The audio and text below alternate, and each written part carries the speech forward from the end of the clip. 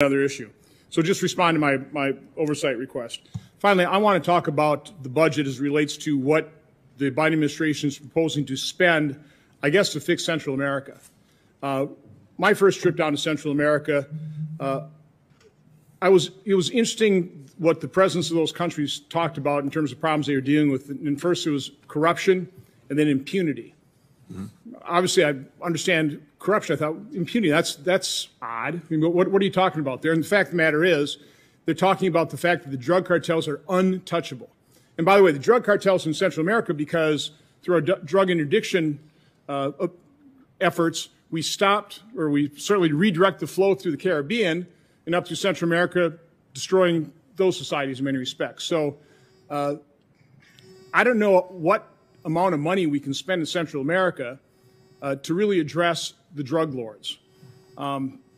I keep hearing the root cause of this problem is the violence in Central America. I would argue the root cause of the violence in Central America is America's insatiable demand for drugs.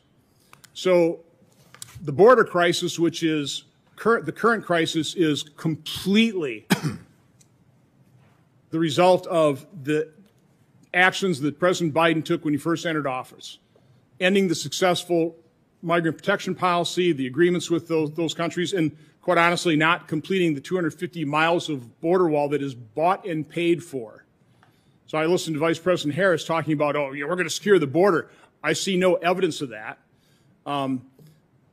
So tell me how you can expect a few $100 million or I don't exactly know the exact amount you're really proposing over the next couple of years during this administration of pouring into Central America to try and fix the push factor when the push factor is caused by our insatiable demand for drugs and the flow of migrants. And by the way, the presidents of those countries were pleading with me and on a bipartisan basis to other Senate colleagues, please fix your laws. This isn't good for us to lose our future, to have this outflow of people. We need to rebuild our economies. So please explain how these policies are going to result in anything and how that money isn't going to just be completely wasted in Central America. Thank you. There are a number of things that we need to do and do it at the same time. We have to have, and we're determined to have, and we will have a secure border. We have to have a rational immigration policies, and we have to deal with these drivers. And I think it's fair to say that folks don't just wake up in the morning in Guatemala or Honduras or El Salvador and say, boy, it would be a lot of fun to just give up everything I know, my family, my language, my culture, my community, take this incredibly hazardous journey, put myself in the hands of coyotes, come to the United States, and the border's closed in any event, and that would be a great thing to do. We know that there are very, very serious things in their lives that are pushing them to take these chances. And these are things that I think we can help address. To your point, you're right. I think there are a number of factors involved. The corruption, lack of good governance, the impunity in terms of violence.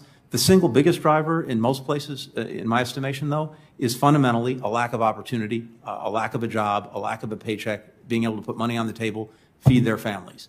And this is a place where I think we can have a real impact, working primarily with the private sector, which has to be the engine for these kinds of investments. The government can help and be a catalyst. We need to see that. Of course, governments need to do the work to put in place some of the laws and structures that make private investment more possible. So we're working on that as well. But if, Senators, we don't also deal with these drivers, it's just very hard to overcome the choice that people make to, put their lives in someone else's hands to try to come here. We have to be able to do all of that, and that's where the President's plan go. I'd be happy when, the time comes. This is not just throwing money at the problem. There are and will be serious metrics, serious oversight, serious benchmarks for what we're trying to accomplish. And last thing I'd mention on this, if I can, part of the challenge is that you have governments that we can't work effectively with because of corruption and because of gross mismanagement. Well, we'll be working with others, with the private sector, with civil society, with NGOs, with organizations that do this work, with local communities, as the case may be, to try to make sure that any funds that we ask our taxpayers to dedicate to this are used wisely and effectively and are not wasted. And I really welcome an opportunity to work with this committee on that. Thank you.